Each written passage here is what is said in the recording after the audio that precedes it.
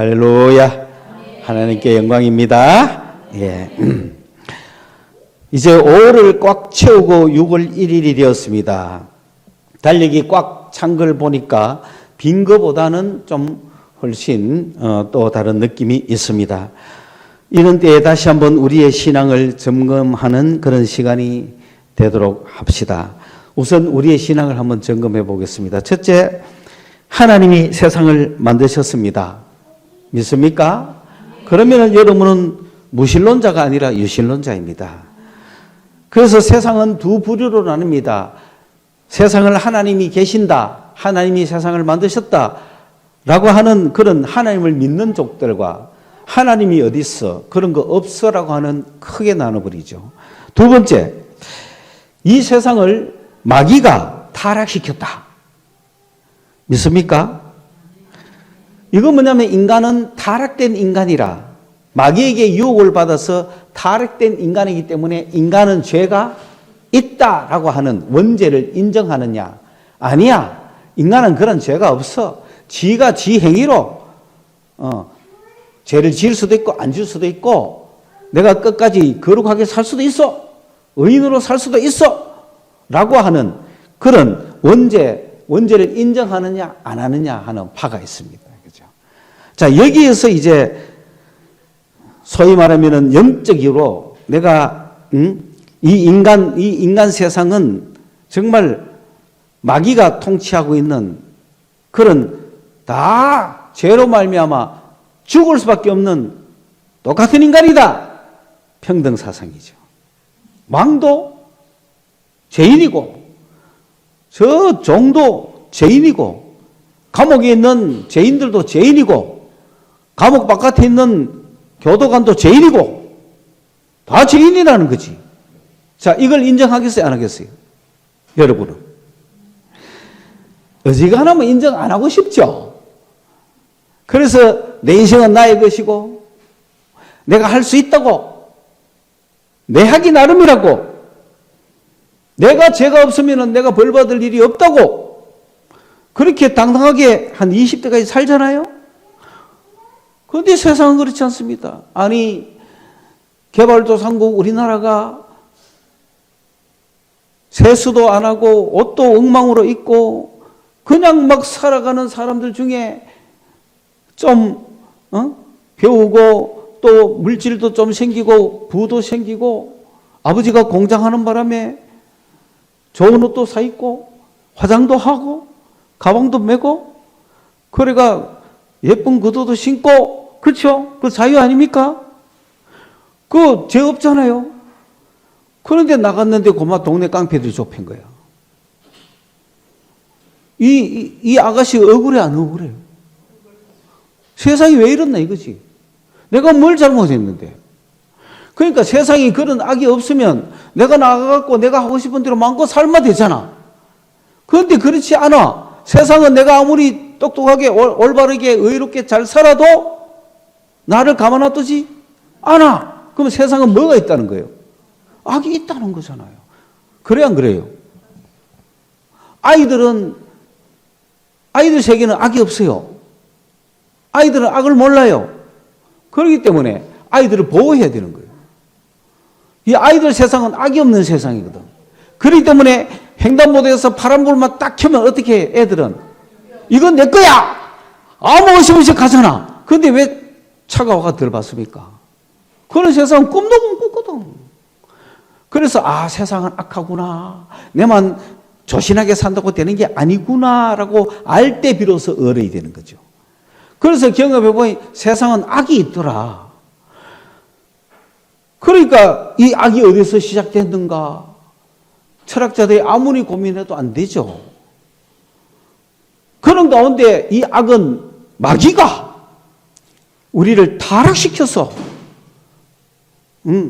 우리를 자기의 손아귀에 엮고 사람 속에서 악을 조장하고 막 악한 생각을 하게 하고 이기적으로 살게 하고 남을 죽이고 살게 하고 도둑질하고 살인하고 강도하고 그런 짓을 인간이 하는 이유가 그 인간 속에 그런 마귀적인 도둑놈이 돌아서 그걸 지배하니까 인간이 악한 거예요.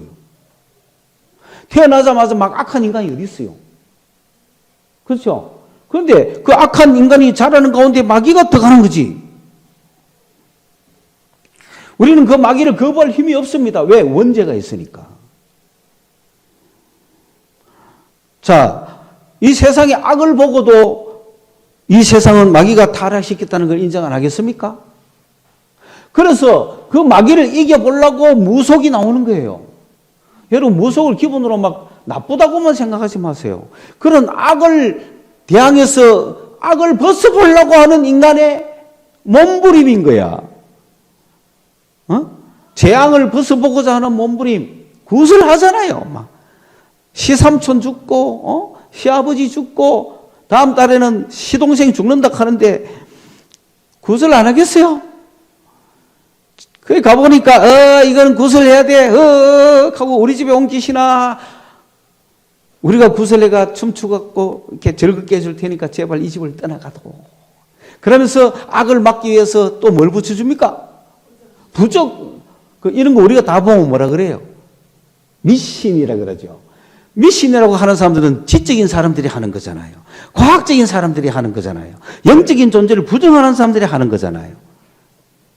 그러니까 아무리 그걸 미신이라 해도 아무리 박사라도 급하면 점을 치러 가는 거예요. 그걸 보면 인간은 과학, 내 이성 외에 영적인 존재가, 영적인 세계가 있다는 걸 인정할 수밖에 없다는 거죠. 그래서 그 무속한테 비나이다 비나하다 하고 하는 모습을 보면 분명히 이 세상은 마귀가 있는 거예요.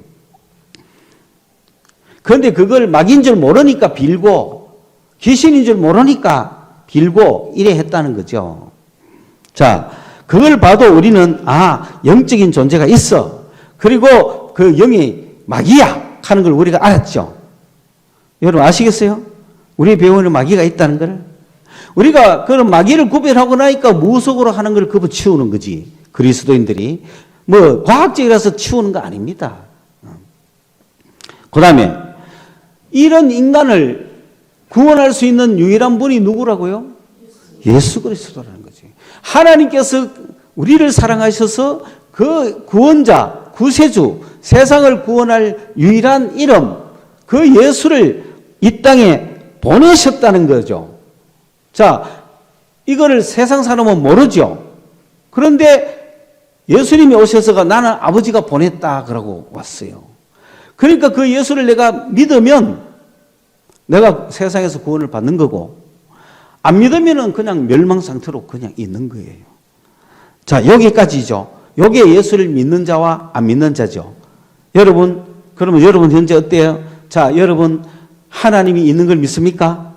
네. 그 다음에 세상은 다 마귀의 유혹에 빠진 거 믿습니까? 네. 이 세상을 구원할 자가 오직 예수 그리스도인 걸 믿습니까? 네. 그러면은 그 예수를 내가 받아들여야 되잖아요. 예수가 구세주인 줄 아는데도 안 믿는 사람이 있을 거 아니에요. 그렇죠? 예수가 구세주는 틀림없어. 그런데 그게 틀림없으면 뭡니까? 내가 안 믿는데 내 거를 만들어야 되는 거예요. 나도 멸망받을 줄 알고 예수를 내가 영접해서 영생을 얻겠다. 하나님의 사랑을 받아들이겠다. 해야 구원을 받는 거잖아요. 구세주를 보내줬지만 나 뭐 구원받기 싫다는 사람하고는 아무 상관이 없는 거예요. 오늘 여러분은 예수를 영접했죠? 하나님의 아들로 영접하고 하나님으로 영접하고 나의 주님으로 영접했죠? 그 영접한 자들을 교회라 그러는 거예요. 그러므로 여러분은 교회죠. 이 교회는 대구 성서 소망교회도 있고 뭐 부산 놀란교회도 있고 태평양 바다 건너 교회도 있고 그런 지역 이름을 가진 교회도 많지만 예수 그리스도를 믿는 한 몸인 거예요. 교회는 하나예요. 그래서 그리스도를 머리로 하고 교회의 몸이 그리스도의 몸이 된 자들을 교회라 그러는 거예요. 여러분은 그래서 예수를 구주로 믿는 자들이시죠? 그래서 여러분 교회라는 겁니다. 오늘 교회된 여러분에게 주시는 하나님의 말씀은 뭡니까? 오늘 여러분 그런 운명에 살고 있는 내가 오늘 이 시간 이제 그것까지 확인했으니까 오늘 이 시간 주님이 나에게 주시는 말씀은 뭔가?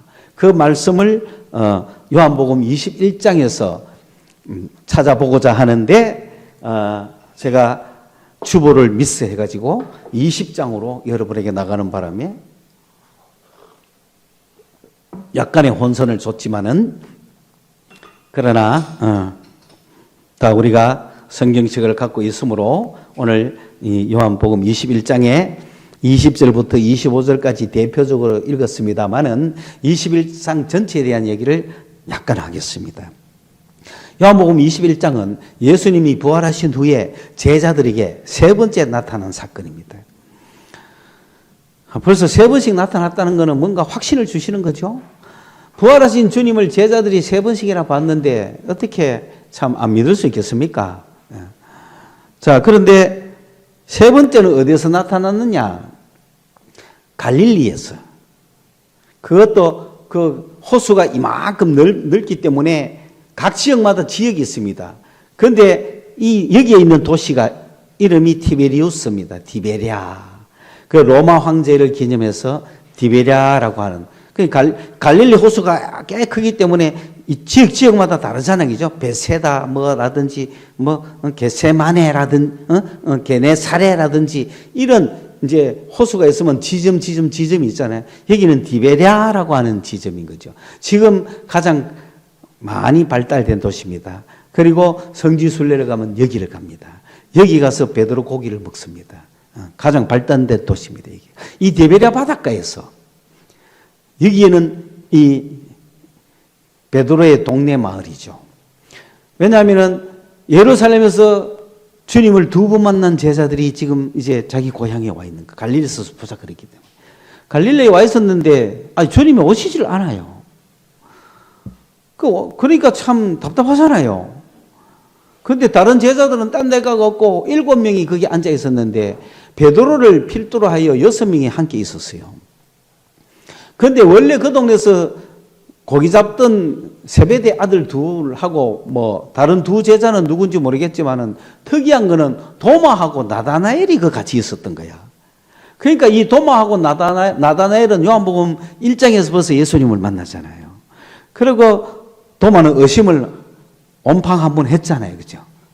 그러니 도마는 확실하게 나의 주, 나의 하나님이라고 했으니까 도마도 어디 못 가겠죠. 그런데 과연 예수가 부활한 날을 의심하는 제자들은 일단 주님이 언제 오는지 오면 좀 연락해라. 내가 잠깐 어디 볼일 갔다 올게. 그러지 않겠어요? 그러니 이제 7밖에 없어. 11명 중에. 왜? 가룟유다는 먼저 자살했으니까.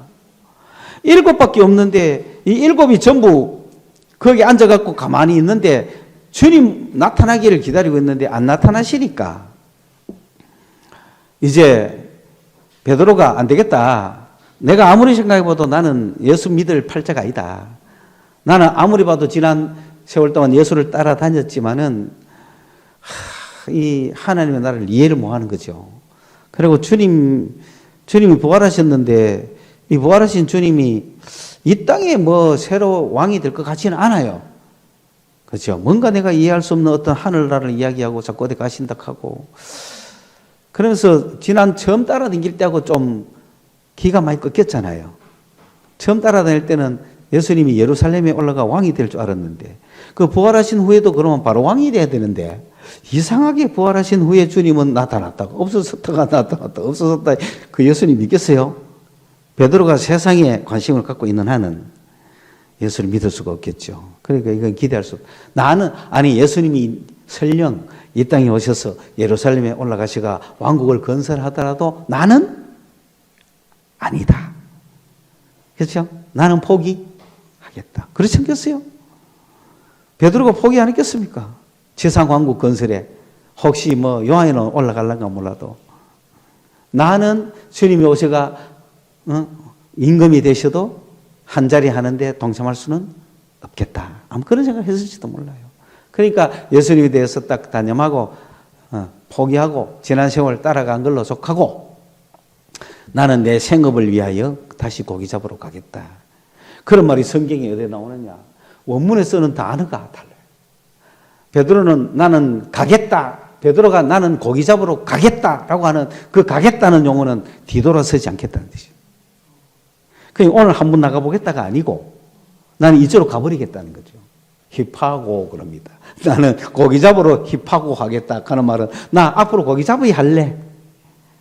나 이제 고기 잡고 살래. 그런 뜻이에요. 그게 다른 6 제자인데 강요할 수는 없잖아요. 그게 베드로가 나는 고기 잡으러 간다. 오늘 하루 한번 나가보는 게 아닙니다. 고기 잡으러 간다. 포기했다는 뜻이에요. 그러니까 알죠. 예수 따라다니는 거 포기하고 왕국에 올라가고 한자리 하는 거 포기하고 세상 영광 포기했죠.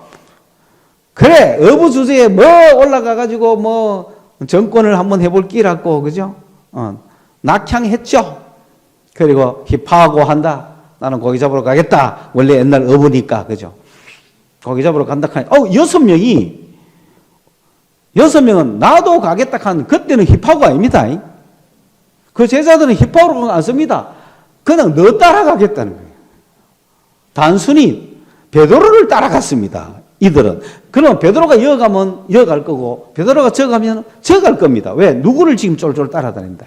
우리는 베드로 따라다니겠다는 거예요. 베드로가 미치는 겁니다. 식솔이 많잖아요. 이게 지금. 고기를 많이 잡아야 될 거 아니에요. 이거 지금. 그런데 한편으로는 일꾼이 많잖아요.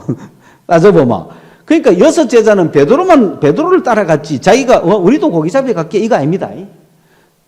우리도 고기잡이 하러 간다 안 갑니다. 나는 네 따라가겠다. 우리는 너를 따라갈게. 그게 베드로가 지금 주동자가 아닙니까? 베드로가 중요해 안 중요해요? 그러니까 이 예수님이 12명을 남겨놨는데 하나는 갑붙고 11명이 남는 중에 전부 제자들이 지금 예수님이 일을 해야 될 제자들이 흐리멍텅하잖아요. 그러니까 믿을 사람은 누구밖에 없어 지금. 베드로밖에 없는 게로 왜 전부 베드로 쫄쫄 따라다니니까. 그러니까 사실 도마나 나다나엘이 뭐 배 잡아 고기 잡아봤겠어요. 세베대의 아들은 그래도 잡아봤잖아요. 그리고 안드레 빌립일 가능성이 많아요. 2명은. 그런데 이 도마하고 얘들은 그냥 뭐 베드로 따라가는 겁니다. 그러니까 베드로하고 배를 같이 올라가서 이제 밤새 잡았는데 한 마리도 못 잡았어.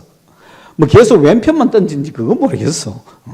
뭐 여도 던져보고 저도 던지고 다 해봤는지 온갖 방법을 다 해봤는지 아니면은 어부들의 습관이 있는가 알겠어요, 그죠? 어부들의 그 어떤 그거 자기들이 고기 잡는 법이 있지 않겠어요? 그러면 그게 왼쪽만 던진지 그건 모르겠어.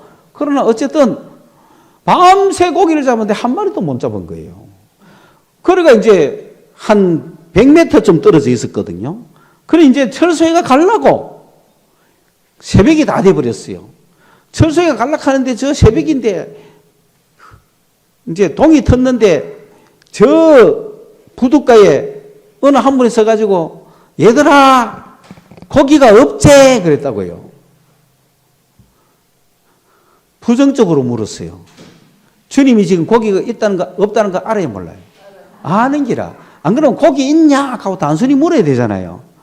왜냐하면은 그 고기잡이가 들어오면은 반찬거리 살라고 많은 사람들이 그 부두에 서가지고 오는 배를 영접해서 거기에 있는 고기를 막 사가가거든요. 그러니까 반찬거리를 사오러 나온 사람인 줄 알은 거지. 거기서 고기라는 것은 반찬거리를 이야기하는 겁니다. 주님이 얘들아 반찬거리 없제 그런 거야. 반찬거리 없제 우 하나도 없습니다. nothing. 그럼 진짜 한 마리도 없는 거야. 한두 마리도 있으면 그런 말은 안 했겠죠. 완전히 반찬거리 할 만한 한 마리도 없다는 거예요. 그럴 수가 있습니까? 밤새 고기 잡았는데. 그러니까 한 마리도 없다 하니까 그물을 오른편에 던져라. 그러니 근데 이상하죠. 아니, 그걸 왜 그 순종을 하죠? 갑자기 정신이 나갔죠, 그죠? 일단 에레 모래가고 던지든지 던졌어. 오른편에 던지니까 갑자기 그물 안에 고기가 익투스입니다. 익투스. 익투스는 상품 고기를 이야기합니다. 익투스가 잡혔는데 워낙 무거우니까 그물을 들어 올릴 수가 없어요. 배 위로. 이게 놀랍잖아요. 그러면 저 사람이 누구냐고? 당연히 관심을 갖고 다녀요. 그러니까 저 사람이 누구냐 하는 순간에 요한이 주님이시다. 주님이시다 하니 베드로가 주님을 만나러 가야 되잖아요. 만나러 가면 옷을 입어야 돼요? 벗어야 돼요? 그러니까 벗고 있던 베드로가 옷을 덜쩍 입고 완전 허리를 졸라매고 정장을 하고 물속으로 인투해버린 거죠. 물속으로 들어가 버린 거야. 주님이 왜? 헤엄쳐가 600m 빨리 가려고. 배 타고 갈 시간이 없어. 주님이 딱 가는 순간에 옷 딱 입었다는 건 지금 주님을 만나겠다는 거잖아. 그러니까 물이 문제예요? 아니잖아. 그냥 들어가가 먼저 가버렸. 그 요한이 이거를 썼기 때문에 그까지만 쓴 거야. 베드로 먼저 가버렸어. 그 우리끼리 남아가 뭐 했냐? 우리끼리 남아가지고 우리는 배가 그 작았거든. 크게 배거잡이 뭐 공식적으로 나간 게 아니잖아. 그 작은 배였기 때문에 덜 올릴 수도 없고, 그러니까 그냥 그물채로 물 속에 담아가 끌고 온 거야. 그냥 배를 저어가 그물을 그냥 이렇게 끌고 온 거야. 끌고 와가지고 육지 한 50칸 좀 되니까 100m 정도 되는데 끌고 와갖고 이제 부둣가에 떡 갖다 대고 그물도 착 이렇게 해놨을 거 아니에요. 그래 놓고 딱 올라가니까 예수님도 계시고 거기에 베드로도 있고 그 다음에 숯불이 켜져 있는 거예요. 차콜.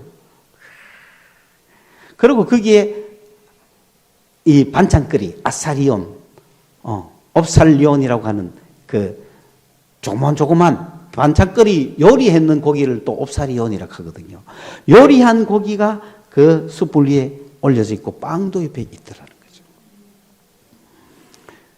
그래 그걸 보면서 이미 지금 주님은 이 요리를 고기 해가지고 물고기를 요리해가지고 숯불 위에 올려놓고 제자들 먹일 생각을 하고 있는 거죠. 빵하고. 근데 이제 주님이 이제 제자들이 도착했으니까 너희들이 방금 잡은 고기 중에 요리할 고기를 가져오너라. 그것도 요리한다는 표현을 씁니다. 방금 잡은 고기 중에 요리할 고기를 잡아오너라. 요리할 고기를 가져와 봐라. 이렇게 이야기했을 때는 여러분 그런 고기를 그러면 어떻게 해야 돼요? 이제 뒤처리해라 이거지. 그냥 고기 잡아놓고 무진장 관심 없이 그냥 있는 게 아니라 제자들이 도착했으니까 빨리 고기 정리해라 이거죠. 고기 정리하고 요리할 거 한두 개 가온나 이거죠. 그러니까 베드로가 뛰어가가지고 그 물을 끌어올려가지고 그것을 이제 이게 고기를 다 손질하잖아요. 거기 전부 익투스인 거야. 익투스가 153마리인 거예요. 이 따만한 고기가. 그것도 보통 작은 익투스가 아니라 큰 익투스인 거예요. 그러니 이거는 인간의 일이 아니죠. 거기서 놀린 거죠. 그게 첫째 장면입니다. 그게 첫째 장면입니다. 여러분 이 정도 되었으면 이 제자들이 지금 어떤 마음이 들까? 이 제자들은 어떤 생각이 들어요? 첫째, 이분 앞에서는 상식적이고 이성적이고 과학적인 생각은 더 이상 하지 말자. 그렇지 않겠어요? 이분 앞에서는 내가 똑똑한 척도 할 수 없고 인간이 하는 일이 아니다. 그저 주님을 바라볼 뿐이다. 사람의 방법으로는 더 이상 할 수가 없다. 그런 경이감이 있지 않겠어요? 예수밖에 없는 거죠. 이럴 수가 있나? 이분은 어떤 분이야? 그래, 그 예수님이 틀리면 부활하신 주님은 부활 전에 그분이 틀림없죠. 베드로가 처음 만났을 때도 고기 잡아줬잖아. 그분이 틀림없는 거예요. 부활하셔도 주님은 변치 않는 능력이 주님이신 거야. 그 이 주님 앞에 옛날하고는 다르죠. 그때는 베드로가 나를 떠나서서 나는 죄인입니다. 뭐 이런 소리 했는데 지금은 말이 필요 없는 거죠. 말이 필요 없는 거예요. 이제는 영적인 걸 알아가기 시작하는 거죠. 야, 이 세계가 이런 게 아니구나. 두 번째 장면.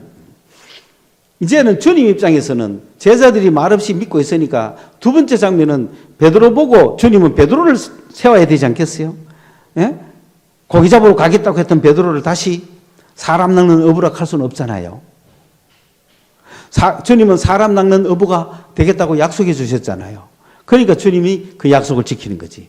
베드로는 그냥 나는 고기만 낚겠다 그랬는데 원래 베드로를 불렀던 그 주님의 뜻이 너 사람 낚을 거야. 이제 주님이 사람 낚게 해줘야 되잖아요. 그런 베드로를 다시 고기 잡게 하면 안 되잖아요. 그래서 주님은 베드로를 세워야 제자들이 줄줄이 따라오잖아요. 그래서 베드로를 세웁니다. 그럼 베드로를 세울 때 어떻게 세우느냐? 다른 거 묻지 않아요. 조반을 먹었잖아. 아침을 먹은 후에 네가 나를 사랑하느냐 그랬어요. 여러분 이 본문을 잘 아니까 가장 중요한 거는 지금 여러분 우리에게 필요한 거는 주님을 따르는 데는 주님을 사랑하느냐는 거 하나가 필요한 겁니다. 여러분 지금 주님 사랑합니까? 베드로 이야기를 하지만 여러분 이야기예요. 주님을 왜냐하면 너무 놀래가 내가 이성으로 이해 안 된다 이러지 마세요. 우리가 이성으로 이해할 필요 없습니다. 우리는 단지 주님을 뭐 할 수는 있다? 사랑할 수는 있잖아요. 그렇죠? 주님이 앞으로 어떤 일을 벌일지 어떤 기상천외한 일을 벌일지 그걸 내가 감당할 수는 없지만 내가 뭐는 할 수 있다? 주님을 사랑할 수는 있잖아요. 막 영적으로 금식을 하거나 어디 산에 가서 막 셋째 하늘에 올라가거나 그렇게 할 수는 없어도 뭐는 할 수 있다? 그렇죠? 주님 사랑할 수 있지 않습니까? 그게 제자의 조건이라는 거예요. 그래서 나를 따르라. 그게 제자잖아요. 내 제자가 되라. 여러분 주님의 제자가 될 용의가 있습니까? 주님의 제자가 되는 방법은 사랑하는 거예요. 주님을 사랑하느냐? 그러면 제자가 될 수 있어요. 그래서 주님은 베드로에게 너 나를 아가페 하느냐? 그러니까 영어로 치면은 트룰리라고 하는 진실로라고 하는 한마디를 넣습니다. 헬라어를 표현할 길이 없으니까 네가 진짜 나를 사랑하느냐 이런 거예요. 네가 진짜 나를 사랑하느냐 이걸 아가페라 그러는 거예요. 영어로 표현하면 그때 베드로는 그럼요 주님 내가 당신을 진짜라는 말은 빼고 사랑합니다. 필레오라고 했거든요. 그 주님이 두 번째로 그러면 네가 진짜 나를 사랑하느냐라고 두 번째도 아가페로 물었거든요. 그 베드로가 그럼요 내가 주님을 내가 사랑합니다. 진짜는 말은 뭐하고 필레오라고 또 대답했어요. 그 세 번째 주님이 그러면 너가 나를 그때는 주님이 세 번째는 진짜라는 말을 뺐어요. 네가 나를 사랑하느냐? 영어로 필레오 하느냐? 헬라어로 필레오 하느냐? 물었어요. 왜? 베드로가 지금 주님을 필레오 한다고 하니까 베드로가 주님을 필레오 한다고 하니까 주님은 네가 나를 아가페 하느냐 그러는데 나는 필레오 합니다. 그러니 네가 나를 아가페 하느냐 그러니까 나는 필레오 합니다. 그러니까 세 번째는 그럼 네가 필레오 하느냐라고 물은 거죠. 그 뜻은 뭡니까? 필레오는 확실하냐 이거죠. 필레오는 확실하냐. 세 번씩이나 물어서 베드로가 근심한 게 아닙니다. 세 번씩이나 물었기 때문에 문제가 생긴 게 아닙니다. 세 번째 네가 나를 필레오하느냐라고 했기 때문에 문제가 생긴 겁니다. 첫 번째, 두 번째는 아가페라 그래놓고 왜 세 번째는 필레오라고 물었냐는 거지. 거기서 베드로가 근심하고 말했습니다.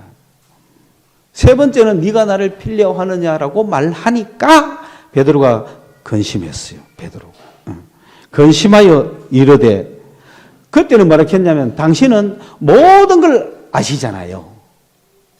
모든 걸 아시잖아요. 그런데 필레오라는 건 좋아한다는 거거든요. 사랑한다는 거는요 차원이 좀 다르죠. 그런데 좋아한다는 거는 인간이 할 수 있는 라이크니까 확실하게 알 수 있잖아요. 내가 주님을 사랑하는지는 몰라도 내가 주님을 좋아하는지 내가 뭐를 좋아하는지는 알잖아요. 그렇죠? 오늘 40, 50대가 문제가 심각한 이유는 우리나라가 너무 잘 사는 바람에 이 게임 왕국이 되는 바람에 이 애들이 전부 뭘 사랑해? 게임을 사랑하는 거예요. 여러분 제일 좋아하는 게 뭐예요? 정신 차리셔야 되는 거예요. 뭘 좋아합니까? 애들은 뭘 좋아합니까? 사탕 좋아하고 단 거 좋아하고 그게 필요해요. 필요. 젊은 애들은 스포츠 좋아하고 그러니 베드로는 뭘 필요하느냐? 베드로는 예수를 좋아했어요. 예수를. 그러니까 네가 나를 좋아하느냐고 물은 거야. 그러니까 베드로가 내가 진짜 예수를 좋아하는지 살펴봤죠. 당신은 모든 걸 아십니다. 그런데 내가 진짜 예수를 제일 좋아하는지를 당신은 경험해서 압니다. 그랬습니다. 기노스코라고. 모든 걸 아신다고 앞에서 오이다 할 때는 그거는 그냥 안 봐도 아는 거예요. 그런데 기노스코 한다 할 때는 경험해서 아는 거예요. 당신은 나의 모든 것을 아십니다. 그런데 내가 당신을 필레오하는지를 당신은 경험해서 압니다. 할렐루야. 주님과 내 사이에 주님이 네가 나를 좋아해? 라고 했을 때 어떻게 알기를 바랍니까? 경험해서 알기를 바랍니다. 내가 너를 경험해 본 결과 너는 내보다 돈을 더 좋아해. 내가 너를 경험해 본 결과 너는 세상을 더 좋아해. 내가 너를 경험해 본 결과 너는 마음이 딴 데가 있어. 그런 사람들을 주님의 제자가 되도록 만들어야 되거든요. 그런데 주님께서 왜 베드로에게 이런 질문을 했느냐? 베드로는 주님을 필요한다는 것을 주님이 안다는 거예요. 경험해서 아는 거야. 제자로서 그래 경험해봤잖아요.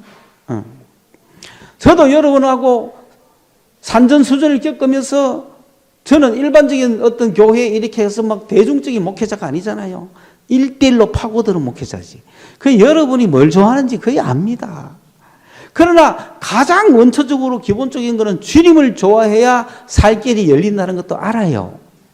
그렇기 때문에 그 주님을 좋아하고 주님의 사랑을 받은 자들이 주님을 좋아하는데 이 좋아하는 게 흔들리는 거죠.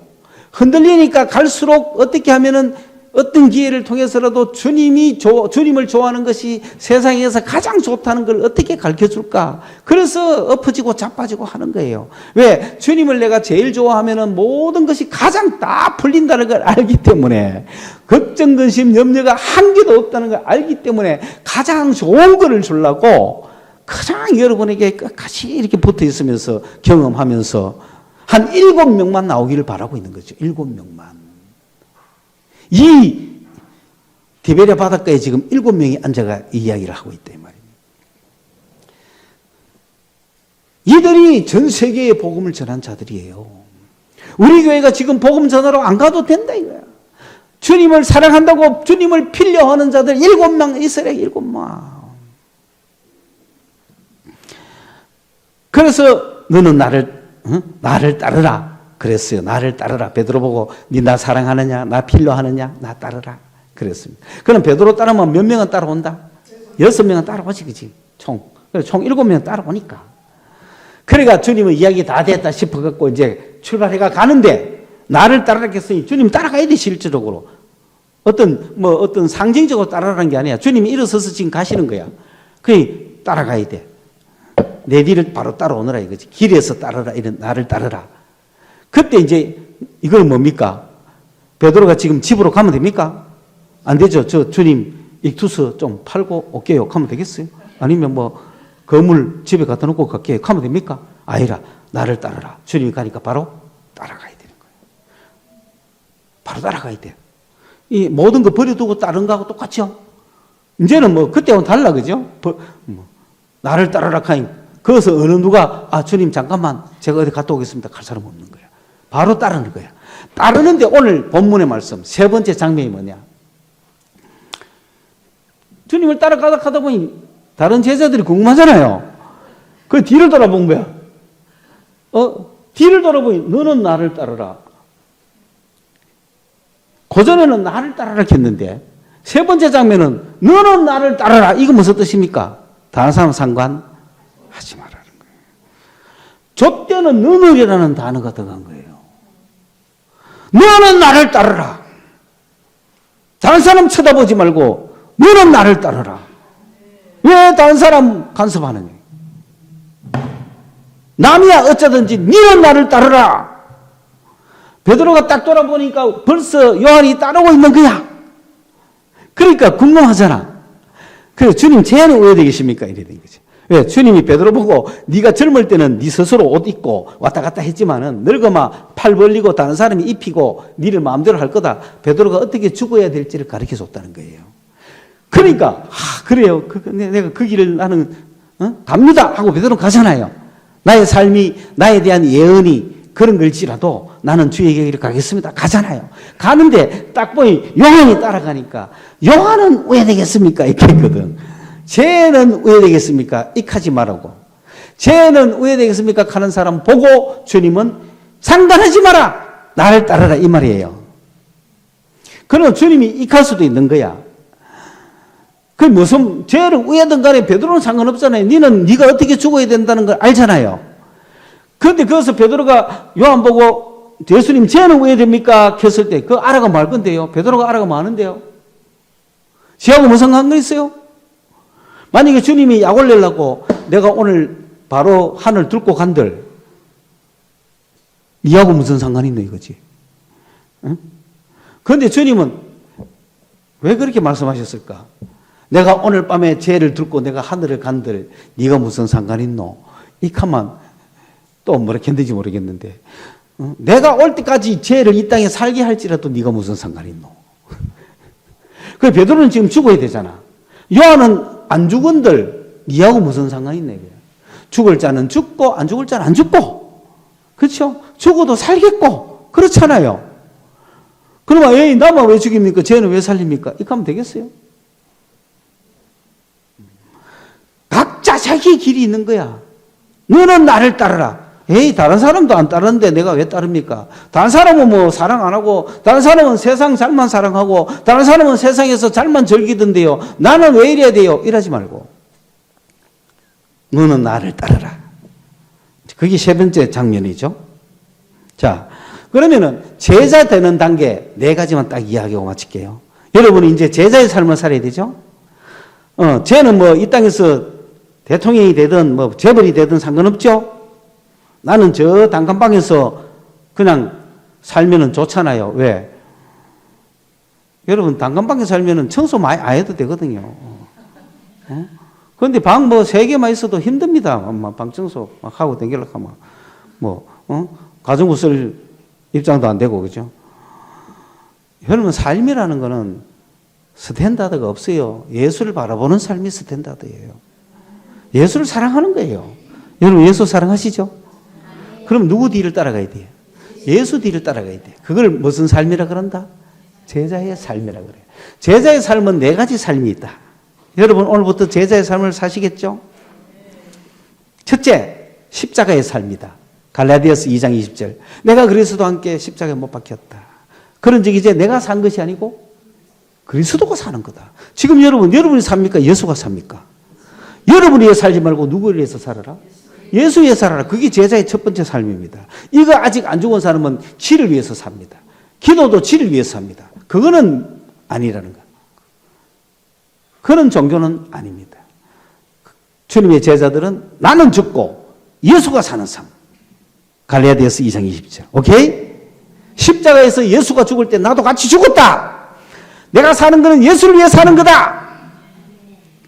그 삶이 기본이 되어야 됩니다. 그게 첫째 제자의 삶입니다. 우리 중에 아무도 자기를 위해서 사는 자가 없고 자기를 위해 죽는 자가 없도다 그랬잖아요. 그러니 여러분 제자의 삶 첫 번째는 무슨 삶? 십자가의 삶. 나를 위해 살지 않습니다. 내가 예수를 위해 사는 거예요. 그럼 예수가 나를 위해 살아주는 거예요. 두 번째는 천국의 삶을 살아야 됩니다. 천국의 삶이라는 건 뭐냐면 세상을 위해 살지 않습니다. 하늘나라를 보고 사는 거예요. 하늘나라를 보고 사는 거예요. 그러니 내가 세상을 위해 살지 않고 하늘나라 하나님을 위해서 하늘나라를 추구하는 삶을 살다 보니까 이 세상의 모든 것은 배설물처럼 버리는 겁니다. 그게 빌립보서 3장 8절에 내가 예수 그리스도를 아는 지식이 가장 고상하다. 내가 예수를 알고 다른 모든 것은 배설물처럼 버렸다. 똥이다 이 말입니다. 한마디로 세상 것 전부 다.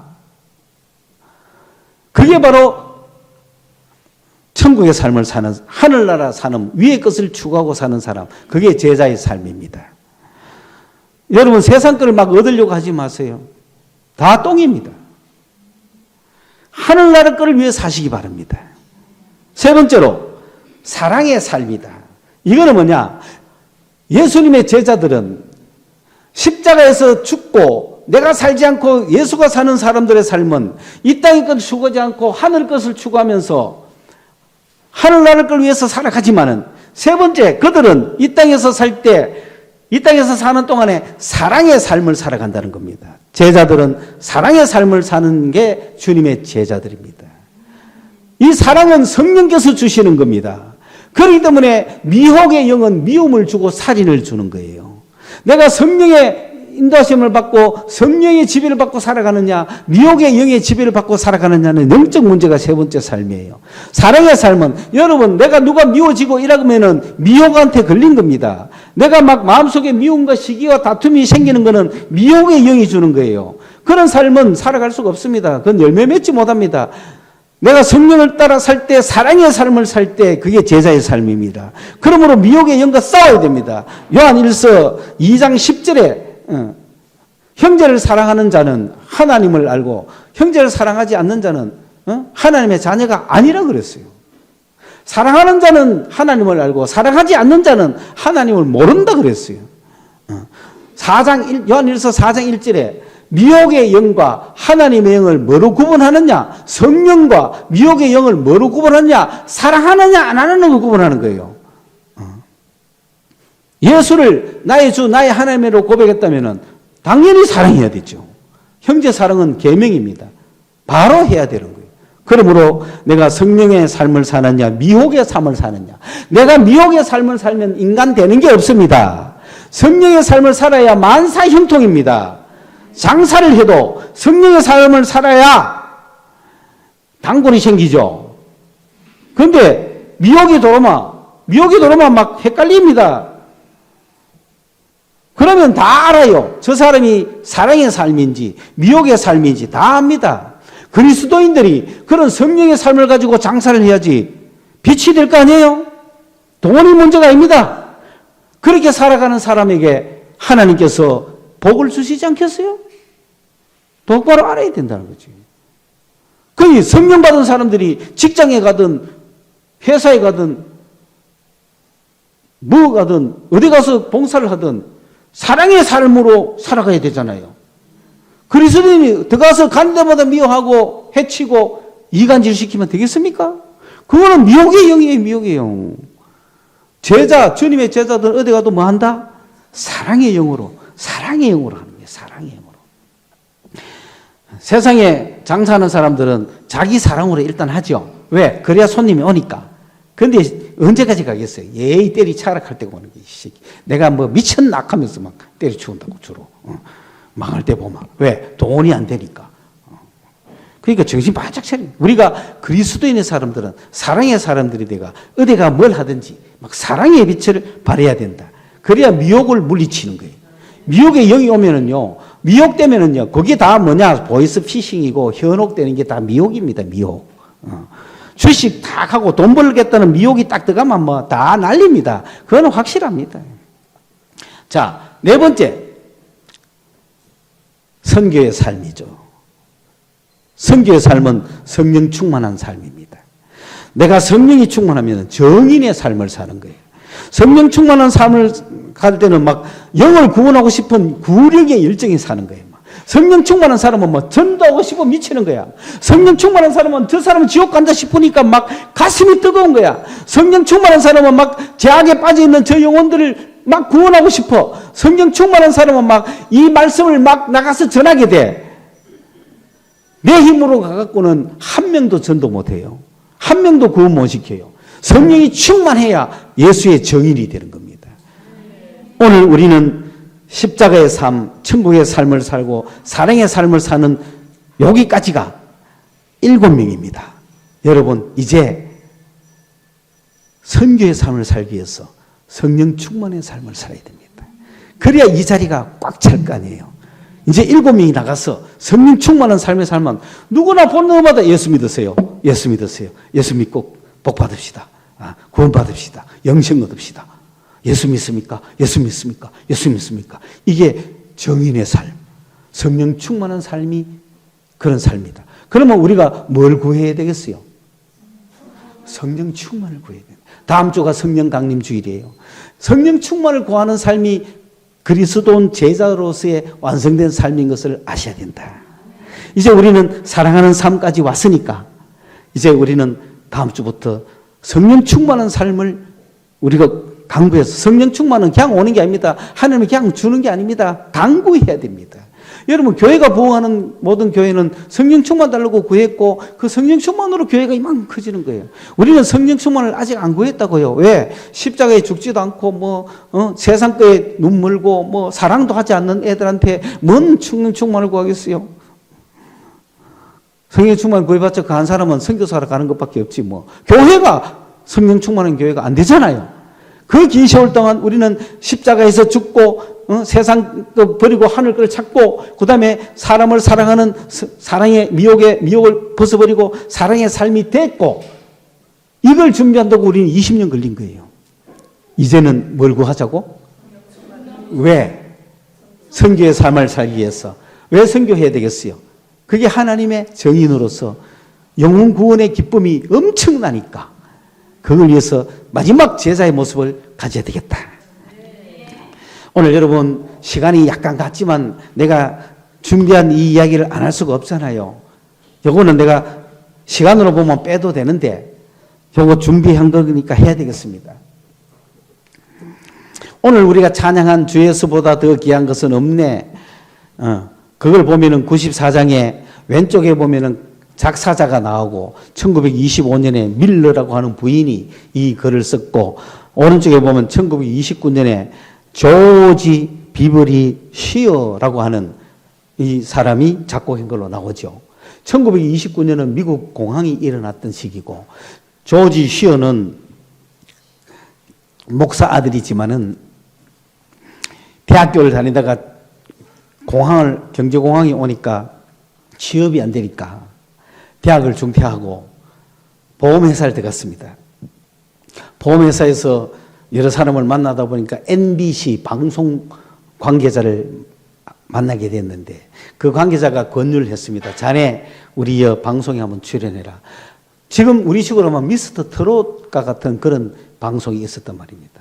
그곳에는 나와서 흑인 연가를 한다든지 찬양을 한다든지 노래를 부르면 일약 스타가 되는 겁니다. 거기에 시어가 이제 출연하게 됐어요. 그 출연해가지고 가라 모세 그 노래를 불렀는데 엄청난 완전 킹이 된 거죠. 완전 미스터 트롯 1위를 한 거죠. 이 시어가. 왜? 키도 크고 목소리도 굵고 부드러워요. 가라 모세 이거보다 더 부드럽죠. 라저 하나님 지으신 모든 세계 내 마음속에 그리어 볼 때 이런 식으로 그 시의 노래를 듣고 전부 막 혹같죠. 그래가지고 고정출연 세계 일약 미국의 스타가 됐습니다. 그래서 이제 감사한 마음으로 이 시어가 고향의 어머니께 인사로 왔다가 그 주일 예배에 참석하게 됐는데 목사님이 특송 부탁을 했어요. 그 이 시어는 무슨 특송을 할까 하고 집에 있는 피아노를 열어가지고 이제 특송할 곡을 고르려고 딱 앉았는데 그 피아노 앞에 이 시가 있었던 거지. I rather have a cheese than silver gold. 나는 차라리 예수를 택하겠다. 예수를 가지겠다. 8개의 레드가 다 레드된. 무엇보다 금은보다도 부동산보다도 명예보다도 나는 예수를 택할 거야. 라고 하는 밀러 부인의 시가 딱 있었단 말이야. 이 아들의 앞날을 걱정한 어머니가 이 아들이 이제 일약 스타가 됐어요. 명예, 권력, 행복 있잖아요. 그러니까 잘못될까 봐 그거보다는 예수를 택해라. 그 말을 쓴 시죠. 그 시절을 이 아들이 읽고 뭔가 예수를 택하기를 바랬어요. 세상에 어떤 그런 것보다. 그런 마음이 놓여 있잖아요. 그런데 이제 이 아들은 턱 오늘 찬송을 뭐 하지 하면서 피아노 뚜껑을 열고 보니까 이 시가 있었던 거야. 시가 너무 좋잖아요. 그러면서 내가 지금 행복과 명예와 부귀를 다 지려고 하는데 이걸 보니 이거보다 예수가 더 좋네. 맞아, 내가 이 모든 걸 버리고 예수를 택해야 되겠어. 그런 마음이 온 거죠. 그 자리에서 작곡을 한 거죠. 그 자리에서 작곡을 해가지고 그날 오전에 예배를 가서 특성을 그걸 한 거죠. I rather have Jesus 하고 막 감동이 왔죠. 그러니까 방송국에서 전화가 왔을 때 나는 출연 안 하겠다. 나는 하나님이 나에게 준 이 재능을 하나님을 위해서 쓰겠다. 하나님께서 준 이 재능을 내 명예와 내 물질과 내 행복을 위해서 쓰지 않고 내 하나님을 위해서 내 이 재능을 드리리라. 내 이 목소리를 하나님을 드리리라. 결심하고 그날로 이분은 복음성가 가수가 된 거죠. 그래서 빌리 그레함 전도 집회가 끝나면 셔가 나와서 노래를 합니다. 2억 3천만 명의 사람들이 들었다라고 추적을 하는 이유는 빌리 그레함 집회가 2억 3천만 명이 모였는데 거기에 따라다녔으니까 빌리 그레함의 설교 듣고 셔가 찬송하고 그런데 그 빌리 그레함이 우리나라만 해도 3번 왔잖아요. 1973년도에 왔을 때 셔가 왔을까요? 안 왔을까요? 왔겠지요. 거기에서 뭘 불렀을까요? 예. 영어로 불렀을까요? 한국말로 불렀을까요? 영어로 불렀겠지. 그때 우리가 아는 노래는 주 하나님 그거밖에 없었거든요. 그걸 영어로 셔가 찬양했죠. 그리고 조영남도 영어로 불렀죠. 왜냐하면 화답을 해야 되잖아. 그 우리나라도 복음성가를 부르는 사람이 있다. 영어로 부르는 사람이 있다. 그걸 보여주려고. 그때 셔가 I rather have Jesus 하고 부른 거예요. 그래서 얼마나 큰 감동을 받았겠어요. 그런데 저 노래가 무슨 노래인지 알아요? 몰라요? 모르는 거야.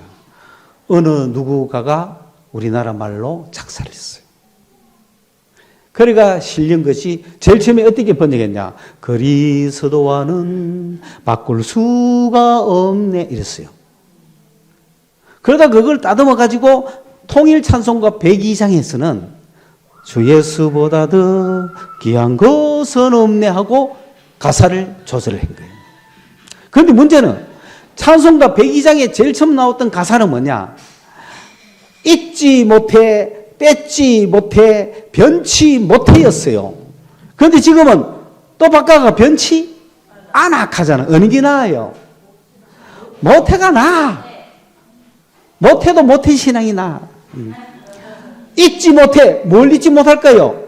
십자가에서 나를 위해 피 흘려주신 그 놀라운 사랑 잊지 못하죠. 그렇죠? 그 다음에 이전에 즐기던 세상 낙도 내가 주님을 사랑하는 마음을 뺏지 못해. 그리고 이 세상 행복과 유혹이 몰려와도 주를 섬기는 마음 변치 못해. 그리고 1절도 주 예수보다 더 귀한 것은 없네. 왜? 왜 귀한 것이 없을까? 영죽을 내 대신 영죽을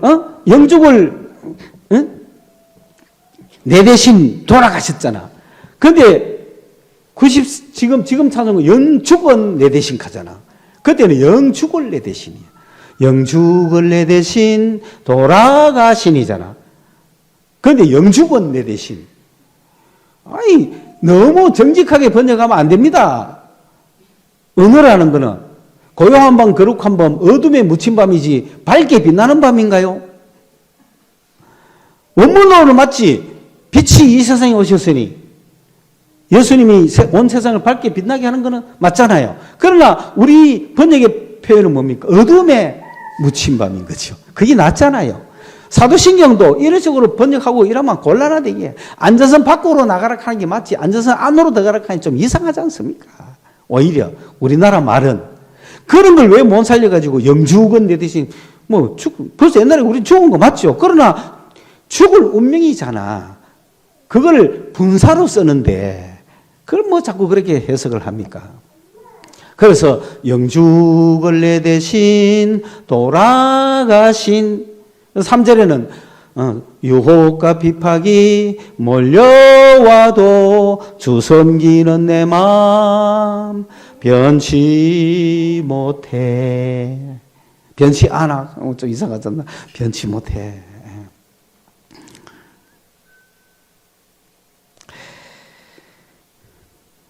이 시언은 104세를 살았습니다. 2013년에 별세하셨고 별세하기 전까지 북한은 몇 번 갔을 것 같아요? 2번 갔습니다. 왜? 빌리그레함이 2번 갔거든요. 거기 가서도 봉수교회에서도 찬양하고. 하나님의 나라는 초월하는 거예요. 국가를 초월하고 인종을 초월하고 사상을 초월하고 이념을 초월하는 게 하나님의 나라입니다. 우리는 그런 하나님의 나라의 백성으로서 주 예수보다 더 귀한 것은 없다고 고백하는 여러분이 되시기를 주님의 이름으로 축원합니다. 기도하겠습니다. 하나님, 참 세상보다 세상 살면은 귀한 것도 너무 많고 취할 것도 너무 많고 세상 유혹 쫓아가다 실패하는 것도 너무 많지만은 주 예수보다 더 귀한 것은 없다고 우리 고백하는 우리 소망교회 성도들 만들어주시고 7명 만들어주시고 이들을 통하여 성령 충만을 강구하게 하여서 영혼을 구원하는 일에 쓰임받는 우리 교회가 되게 하여 주시옵소서. 예수님 이름으로 기도드리옵나이다. 아멘.